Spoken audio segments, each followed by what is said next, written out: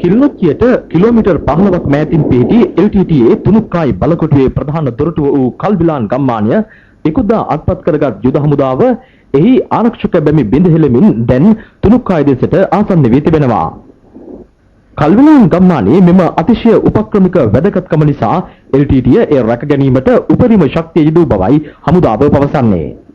මෙම ගම්මානයේ ඉතා ශක්තිමත් බංකර සහ ගැඹුරු ඉඩකල් සහිත පස් බැම්මකින් සමන්විත පවුරක් සහ මරගුල් යොදමින් දැඩි ආරක්ෂාව යොදවා තිබුණා.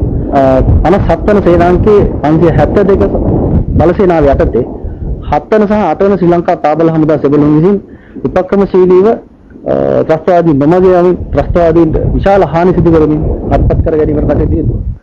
කල්විලාන් මුදා ගැනීමේදී ශ්‍රී ලංකා ගුවන් හමුදාවද යුද හමුදාවට විශාල සහායක් ලබා දී තිබෙනවා. මේ දැක්වෙන්නේ ගුවන් ප්‍රහාරයක් එල්ල වූ ස්ථානයක සලකුණුයි.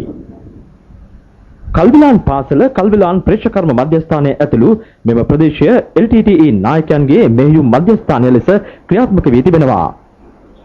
තුනුක්කායි වෙල්ලම්කුளම් මාර්ගයේ තුනුක්කායි සැපියුම් මධ්‍යස්ථානයද කල්විලාන් ගම්මානයයි.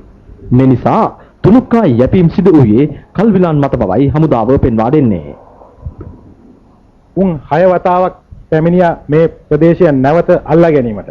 ඒ සියලුම අවස්ථාවලදී අපේ සෙබළුන් එක අඟලක් හෝ පස්සට එන්නේ නැතුව ඒ ආපු සියලුම ත්‍රස්තවාදීන්ට දැඩි ප්‍රහාර එල්ල කරලා ඔවුන්ව පරාද ගැනීමට හෝ තුවාල කිරීමට අපිට හැකියාව ලැබුණා. ඒ වගේම ඒ ගැම්මෙන් තමයි අද තුනුක්කායි ආසන්නයට ගිහිලත් අපේ සෙබළුන්ට මේ ත්‍රස්තවාදීන්ට දැඩි ලෙස ප්‍රහාර එල්ල කිරීමට හැකියාව ලැබිලා තියෙනවා.